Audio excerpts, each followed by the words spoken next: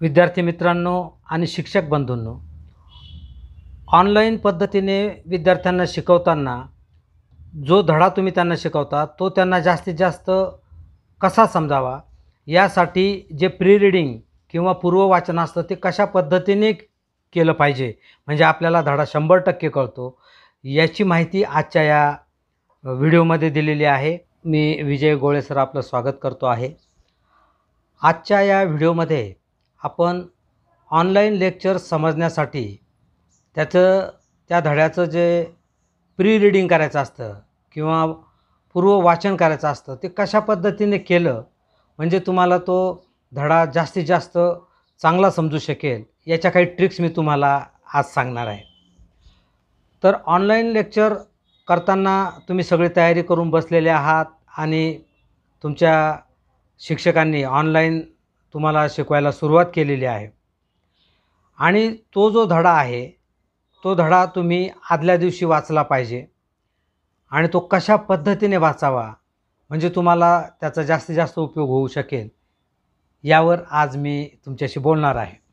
तुम्हाला समजा हा एक पाठ वाचण्यासाठी 1 तास वेळ लागणार आहे, तर घरात असे शांततेच्या जागी बसा की जिथे तुम्हाला 1 तासभर कोणी डिस्टर्ब करणार नाही आणि तुमचं लक्ष विचलित होणार नाही.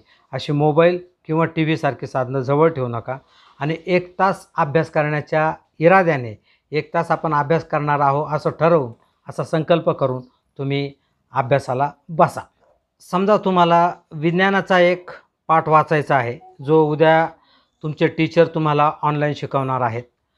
तर मग हे पुस्तक घेतल्यानंतर तो धडा तुम्ही उघडा. समजा त्याचे 5 किंवा 7 पानं आहेत, जितके पानं असतील त्या सगळ्या पेजेसवरून तुम्ही एकदा नजर फिरवा. त्याचे शीर्षक काय आहे, ते चित्र आहेत का, तिथं आकृत्या आहेत का, हे पहा. एखाद्या मिनटामध्ये ते सगळं पाहून होईल आणि ते पाहून झाल्यानंतर तुम्हाला जो भाग वाचायचा आहे तो तुम्ही तुमच्या नजरेसमोर उघडून ठेवा. हे प्री रीडिंग करताना आपल्या मनाला तुम्ही मोठ्याने सूचना द्यायची आहे की आत्ता मी जो धडा वाचणार आहे तो मला पूर्णपणे समजलेला आहे. हा धडा मला समजतो आहे. हा धडा खूप सोपा आहे. माझ्याप्रमाणेच तो इतरांना समजतो आहे आणि मला देखील तो समजतो आहे. त्याचप्रमाणे तो माझ्या लक्षात देखील राहतो आहे. अशी ही सूचना, याला स्वयंसूचन म्हणतात. मनाला ही सूचना दिल्यानंतर तुम्ही तुमच्या धड्याचं वाचन सुरू करायचं आहे. आता हे जे पहिलं प्री रीडिंग आहे हे वाचताना तुम्ही ते मोठ्याने वाचायचं आहे. मोठ्याने वाचण्याचं कारण असं आहे की हा धडा तुम्ही पहिल्यांदाच वाचता आहात. यातल्या काही संकल्पना तुम्हाला नवीन असण्याची शक्यता आहे, काही भाग अवघड वाटण्याची शक्यता आहे. त्याचप्रमाणे काही शब्द जे आहेत ते तुम्हाला पहिल्यांदाच या धड्यामध्ये पाहायला मिळणार आहेत. त्यामुळे हा धडा जर तुम्ही मोठ्याने वाचला तर ज्या ज्या गोष्टी तुम्हाला अडतात, मनात ज्यावेळेस आपण वाचतो त्यावेळेस जी गोष्ट आपल्याला अवघड वाटते ती आपण सोडून पुढे जात असतो. परंतु ज्यावेळेस तुम्ही मोठ्याने वाचतात त्यावेळेस अवघड वाटणारी गोष्ट देखील तुम्ही स्पष्टपणे वाचाल आणि ती तुमच्या लक्षात राहील, तुम्हाला समजेल. त्यामुळे हा धडा पहिल्यांदा ज्यावेळेस वाचाल त्यावेळेस मोठ्याने वाचायचा आहे. धड्याचं वाचन सुरू केल्यानंतर ते वाचन असं करायचं आहे की पहिलं वाक्य तुम्ही वाचलं, ते तुम्हाला समजलं की मग परत पुढचं वाक्य वाचायचं, ते समजलं की परत पुढचं वाक्य वाचायचं. असं प्रत्येक वाक्य जे तुम्ही वाचाल त्याचा अर्थ आपल्याला समजलेला आहे की नाही हे पाहूनच मग पुढचं वाक्य वाचा. ज्यावेळेस तुम्हाला वाटेल की हे वाक्य किंवा ही संकल्पना किंवा हा शब्द आपल्याला समजलेला नाही तर ते वाक्य तुम्ही 2 वेळा वाचा.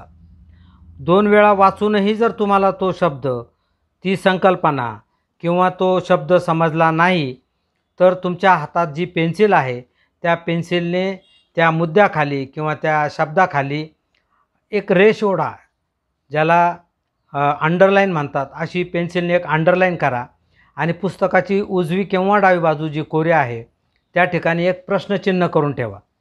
म्हणजे जो मुद्दा तुम्हाला समजलेला नाही आहे, 2 वेळा वाचूनही किंवा 3 वेळा वाचूनही जो मुद्दा तुम्हाला समजलेला नाही, जो शब्द तुम्हाला समजलेला नाही, त्या शब्दाखाली तुम्ही अंडरलाईन करायची आणि बाजूला प्रश्नचिन्ह करून ठेवायचं.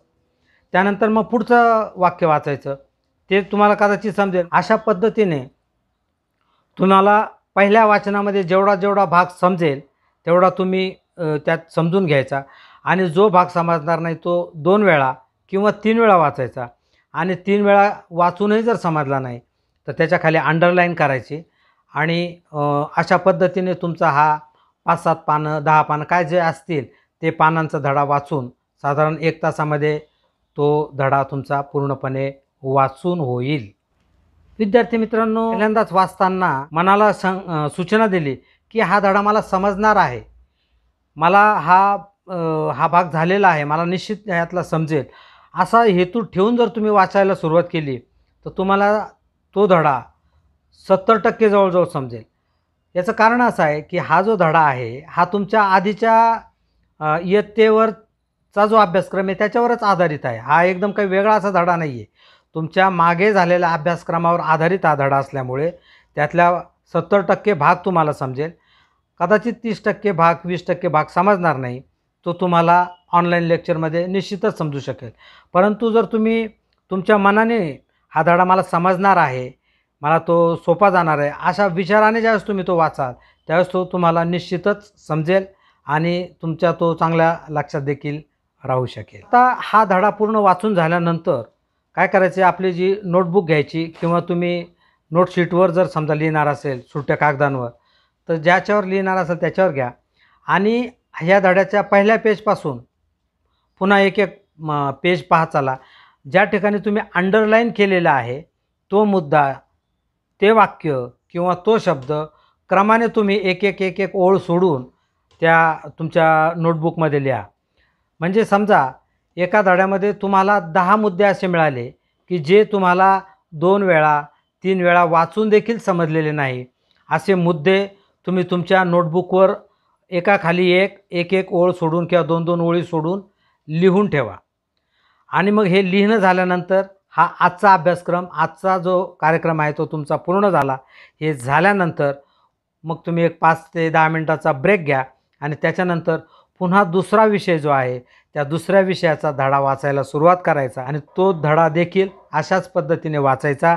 त्यातही अडलेले मुद्दे किंवा पॉईंट हे एका तुमच्या नोटबुकमध्ये किंवा नोटशीटमध्ये लिहून ठेवायचे. म्हणजे अशा पद्धतीने तुमचा हा आजचा पहिला भाग झाला. धड्याचं पहिलं रीडिंग अशा पद्धतीने आज पूर्ण झालं. दुसऱ्या दिवशी जेव्हा तुमच्या सरांचं ऑनलाईन लेक्चर सुरू होईल त्यावेळेस तुम्ही सगळी तयारी करून बसलेल्या आहात. तुमच्या मोबाईलसमोर म्हणा, लॅपटॉपसमोर बसलेला आहात. काल जो धडा वाचला होता ते पुस्तक उघडं आहे आणि ते नोटबुकसुद्धा तुम्ही तुमच्यासमोर उघडं ठेवलेलं आहे आणि हातामध्ये पेन्सिल आहे. अशा पद्धतीने तुम्ही पूर्ण तयारीनिशी ऑनलाईन लेक्चर ऐकायला तयार झालेला आहात. आणि मग तुमचे सर तुम्हाला शिकवायला सुरुवात करतील, ऑनलाईन त्यांचं लेक्चर सुरू होईल.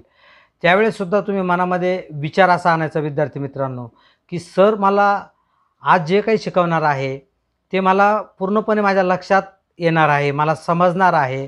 हे आमचे जे सर आहेत किंवा मॅडम आहेत हे अतिशय चांगल्या पद्धतीने शिकवतात आणि त्यांनी शिकवलेलं मला चांगलं समजतं आणि माझ्या लक्षात राहतं. असं मनाने ज्यावेळेस तुम्ही त्यांच्याशी एकरूप व्हाल, तुम्ही ज्यावेळेस त्यांना तुमच्या मनाला सांगाल की हे जे शिकवणार आहे हे मला समजणार आहे, तर शिक्षक जे जे सांगतात, जे जे शिकवतात ते तुम्हाला निश्चितच चांगल्या प्रकारे समजतं आणि ते तुमच्या चांगल्या पद्धतीने लक्षात देखील राहतं. आणि मग शिक्षकांच्या शिकवण्याकडे बारकाईने लक्ष द्या. ते कशा पद्धतीने तुम्हाला शिकवतात याकडे लक्ष द्या. तुम्ही काल धडा वाचलेला असल्यामुळे तुम्हाला त्यातले बरंच काही लक्षात येईल आणि जे जे मुद्दे तुम्ही तुमच्या वहीवर लिहून ठेवलेले आहेत ते मुद्दे झाल्यानंतर त्याच्यावर बरोबरची खूण करा. जो मुद्दा झाला की त्याच्यापुढे बरोबरची खूण करा.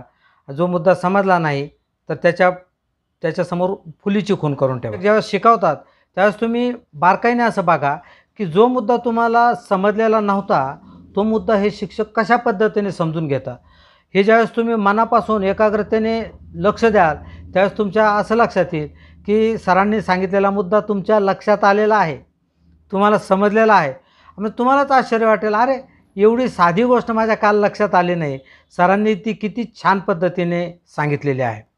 आणखी एक गोष्ट अशी की ज्यावेळेस सर किंवा मॅडम शिकवत असतात त्यावेळेस आपल्याला देखील अशाच पद्धतीने दुसऱ्या आपल्या मित्राला किंवा आपल्या भावाला समजून सांगायचं आहे हा हेतू ठेवून ज्यावेळेस तुम्ही त्यांचं ते लेक्चर ऐकाल त्यावेळेस तुमचं मन ॲटोमॅटिक एकाग्र होईल. तुम्ही त्यात इतके गुंगून जाल तुम्हाला कळणारसुद्धा नाही की वेळ कधी झाला आणि तुम्हाला हे लेक्चर खूप छानपैकी समजलेलं आहे. यालाच मनाची एकाग्रता म्हणतात. त्याच्यासाठी काही ओढाताण करावी लागत नाही. ते आपोआप होत असते आणि आपल्याला आपोआप समजत देखील असतं. विद्यार्थी मित्रांनो, टीचर ज्यावेळेस तुम्हाला एखादा मुद्दा किंवा एखादी संकल्पना समजवून सांगतात त्यावेळेस तुम्हाला ती 20% समजते. परंतु तुम्ही स्वतःला जेव्हा त्या शिक्षकांचा प्रमाणेच ती संकल्पना समजून सांगता, स्वतःला ज्यावेळेस तुम्ही ती समजवून सांगता, तुम्हाला ती संकल्पना जी आहे ती 80% समजलेली असते. म्हणजे बघा, ज्यावेळेस दुसरे सांगतात त्यावेळेस 20% समजलेली असते, पण ज्यावेळेस आपण स्वतःला समजावून सांगतो त्यावेळेस ती 80% आपल्याला समजलेली असते. शिक्षकांच्या शिकवण्याकडे बारकाईने लक्ष द्या. ते कशा पद्धतीने शिकवत आहेत, ते कशा पद्धतीने मुद्दे पटवून देत आहेत, ते कशा पद्धतीने समजून सांगत आहेत, याच्याकडे जर तुम्ही पूर्ण लेक्चरभर लक्ष दिलं तर तुमचं मन ॲटोमॅटिक एकाग्र होईल आणि तुम्हाला जवळजवळ 100% समजेल. एवढं करूनही समजा 1 किंवा 2 मुद्दे असे राहतील ते कदाचित तुम्हाला समजणार नाही, तर ते मुद्दे जे आहेत ते नंतर तुम्ही तुमच्या शिक्षकांशी संपर्क करून त्यांच्याकडून ते समजावून घ्या आणि मग अशा पद्धतीने तुमचा 100% अभ्यास झालेला असेल. विद्यार्थी मित्रांनो, ऑनलाईन लेक्चर करताना तुमची खूप मोठी जबाबदारी आहे. तुम्ही जर आधी पूर्वतयारी केली, आधी जर प्री रीडिंग केलं आणि मुद्दे काढून ठेवले, कोणत्या गोष्टी समजत नाही, कोणत्या शंका आपल्याला आहेत, आणि अशा पद्धतीने प्रत्येक लेक्चर हे तुम्हाला 100% समजेल आणि त्यातलं जे जे सांगितलेलं आहे ते तुमच्या लक्षात राहील आणि अभ्यास करण्यामध्ये गोडी देखील वाटेल. अशा पद्धतीने ज्यावेळेस आपण अभ्यास करतो त्यावेळेस आपल्याला एक उत्सुकता राहते की अरे हे लेक्चर उद्याचं कधी आहे, ते कधी मी अटेंड करतो आणि कधी मला ते पूर्णपणे समजतं. प्री रीडिंग किंवा पूर्ववाचन असतं ते कशा पद्धतीने केलं पाहिजे म्हणजे आपल्याला धडा 100% कळतो. याची माहिती आजच्या या व्हिडिओमध्ये दिलेली आहे. मराठी माध्यमाचे विद्यार्थी, सेमी इंग्लिश माध्यमाचे विद्यार्थी, त्याचप्रमाणे ग्रामीण आणि शहरी भागातले विद्यार्थी आणि त्यांचे शिक्षक यांनी आजचा हा व्हिडिओ जर पाहिला तर त्यांना त्याचा निश्चित उपयोग होईल आणि ह्या व्हिडिओचा तुम्ही दुसऱ्यांना सांगण्यासाठी देखील उपयोग करू शकतात.